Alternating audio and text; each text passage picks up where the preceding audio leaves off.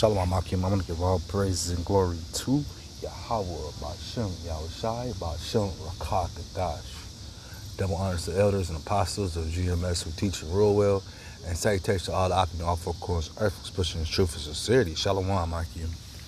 Want to get into this article here.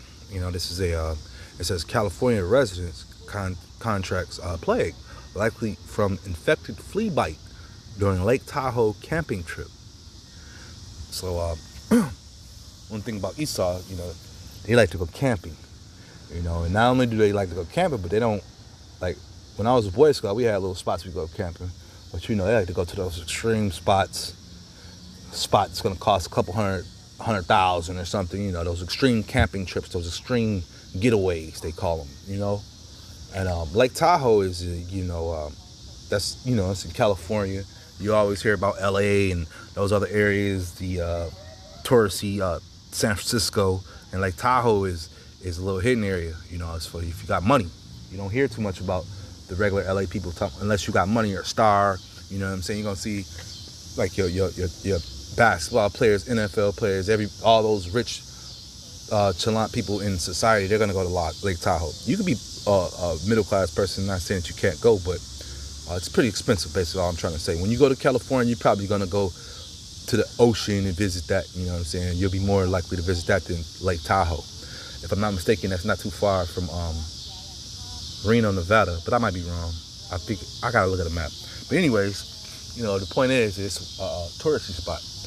Esau loves going there, and here it is where a punk-ass little flea bit him.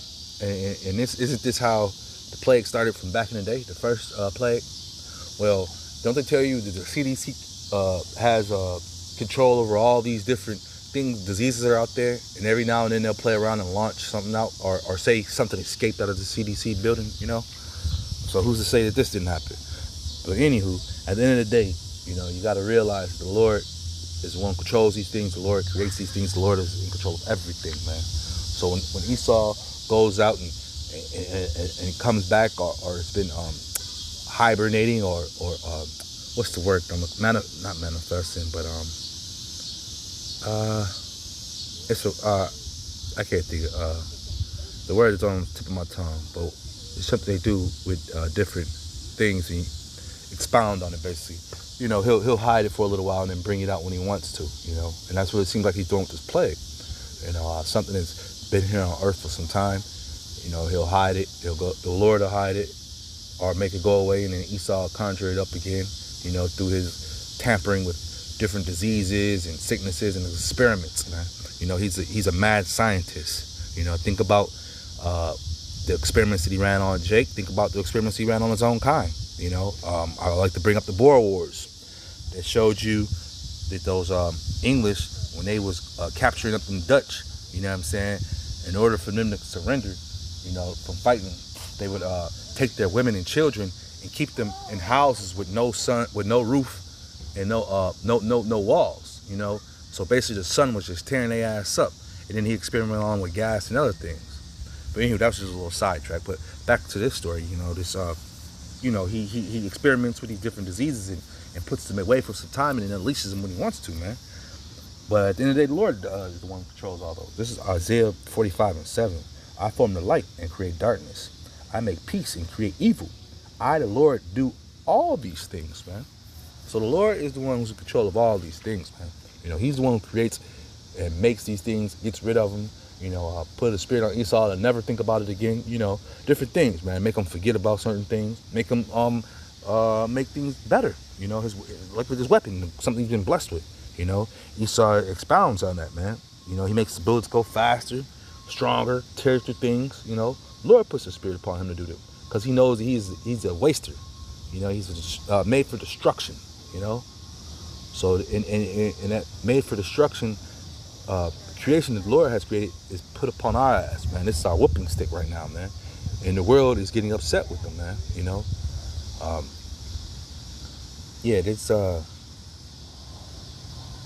This is what did I want to bring up? Slocky. I'm all over the place. Let me bring that out. This is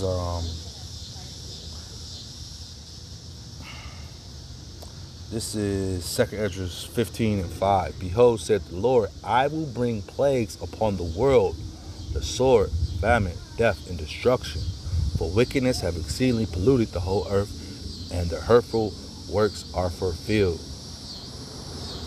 So once again, the Lord creates these things. He's the one who brings up plagues. He's the one who kills and brings to life, Esau tries his hardest, to perfect these things and unleash them when he only wants to, but it's all on the Lord's doing, man, at the end of the day, man. This devil would have created a lot of different weapons of destruction if he had his own way, But it's the Lord who does these things, man, And Esau just goes out and does it, man. Those are the things that the Lord creates for him to do, man. He is the whipping stick. He is our whipping stick, and for the world, he's been a crutch for some nations. And matter of fact, not even a crutch, I should say, a knife in their back type, situation. Because that's all he does. He stabs his back.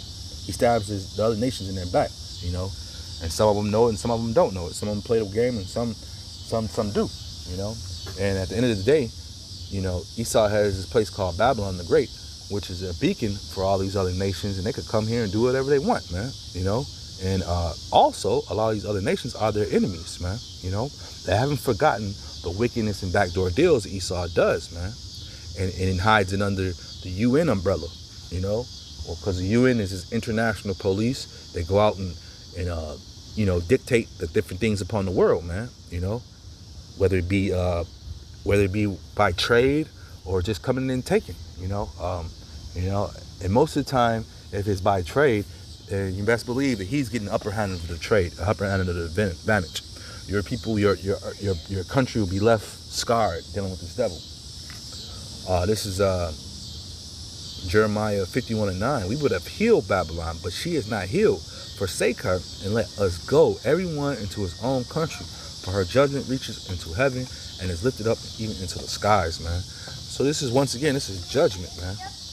This is judgment the Lord is bringing upon this place, man. The happy places have to be turned upside down, man. The happiness of this place is a facade, man. And then another thing, when you think about the happiness of this place, it's at the expense of other people, Esau doesn't mind that, man. And it's wicked, man. Somebody has to be the slave. You Israelites are the ones that's a slave. You Israelites are the ones that's behind and back. Let's use Lake Tahoe for instance. 9 times out of 10, if you got Issachar, they're working, cooking, doing something. You best believe. Wherever Esau is, where his resorts, he's gonna have the Northern Kingdom over there. You know what I'm saying? Because they got to do the work. He needs somebody to clean up. He needs somebody to cut the grass. He needs somebody to cook. These were the jobs that Jake used to do back in the day. But now Issachar is here, and he's gonna take over and do it. And it is what it is, man. But it's no healing this place, man. This place will not be healed, man. This place it's sick, man. It has all wickedness written all over it, man. And this is why the Lord allows something as small as a flea bite to spread things, man. To accelerate the non-healing of this place, man. I don't even think they have a cure for this, as far as a mass cure. Other than when the Lord wants to push it down or keep it down, then it'll go down. But if it wants to spring up, it'll spring up when it wants to, man. For the most part, man. Yeah, this place is sick though, man. Yeah, the Lord speaks about that, man. Let me just continue on. This is where was I at? Yeah, this is